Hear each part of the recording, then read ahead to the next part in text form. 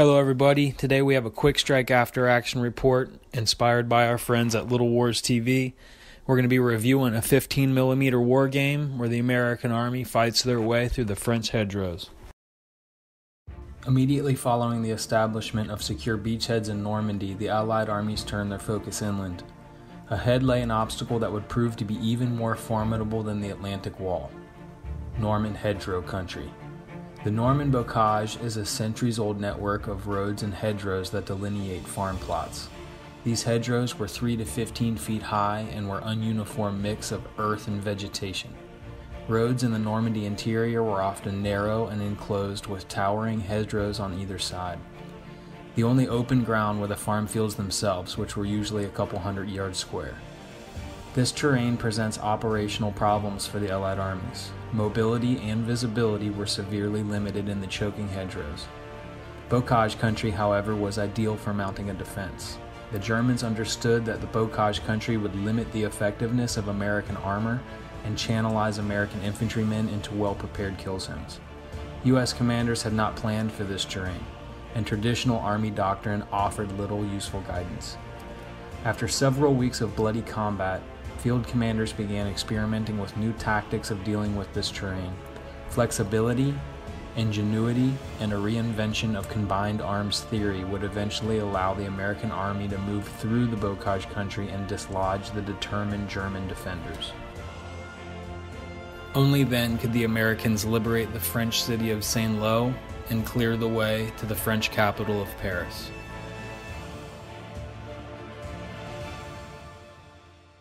This game will be played using the Battlegroup rule set, written by Warwick Kinraid and published by Iron Fist Publishing. Let's take a look at the opposing forces.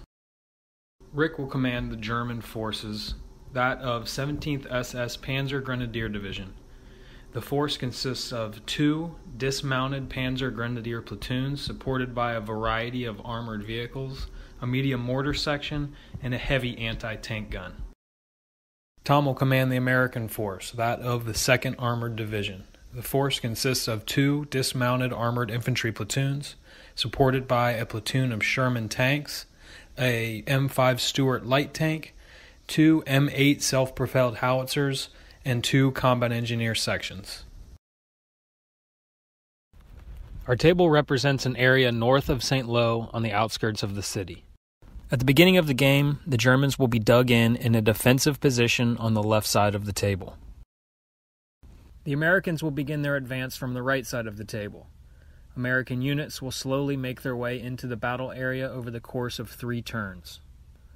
The objective of the American Army is to move through the battle area, gain control of the main road, and eliminate the German defenders by chopping away at their battle rating, a mechanic of the Battlegroup rule set.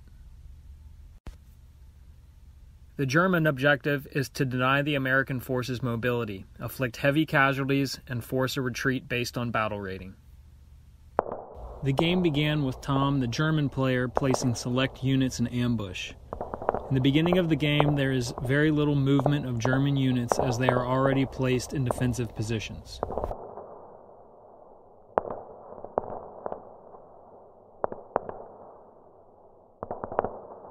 In turn 1, the Americans begin their advance into the battle area. Roughly 1/3 of the American force is placed at table's edge.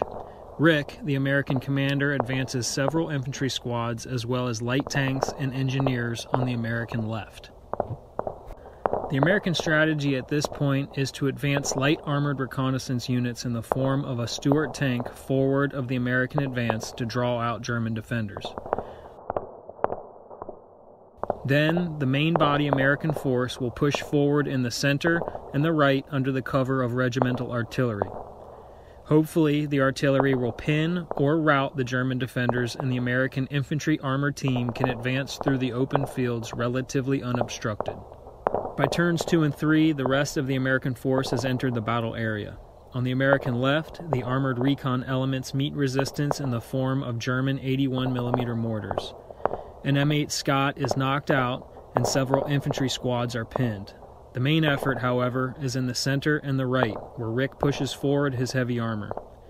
The first American fire mission is attempted, but is denied due to priority. This is bad news for Rick, as artillery support is key to his overall strategy.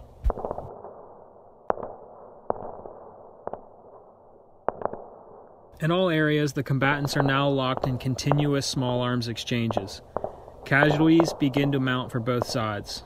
The Germans are able to inflict casualties with 81mm mortars and MG42 fire. However, with 10 men, an American rifle squad has more combat power and are able to pin and inflict devastating casualties to the German infantry.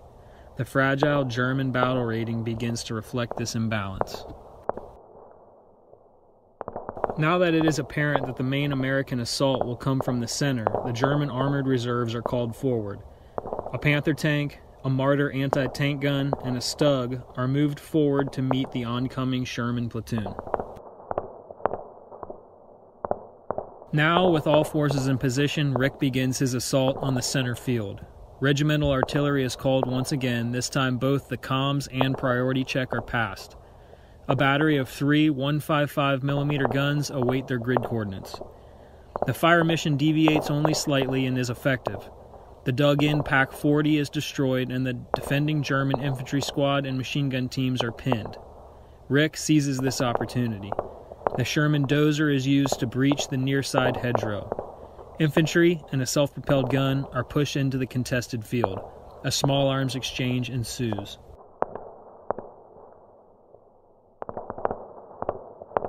On the American right, an engineer squad blows a hole in the hedgerow and the infantry push forward to seize the farmhouse. The Germans attempt to slow the advance with mortars and machine gun fire. An effective 75mm shot from a Sherman tank dispatches the Marder with ease. The way is now clear on the American right.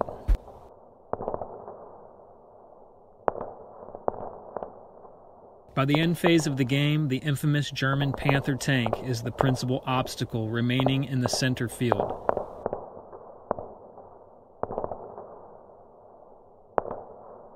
Two high-velocity 75mm shots ring out and quickly turn the two American vehicles into flaming wrecks.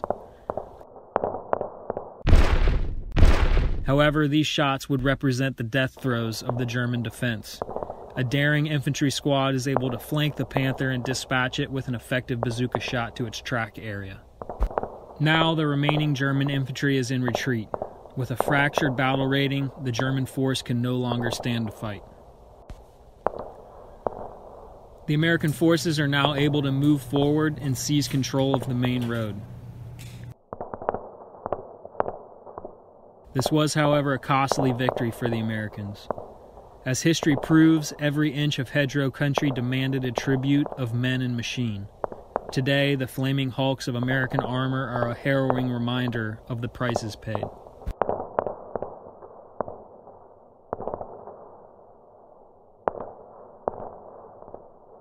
Thank you for watching our Quick Strike After Action report.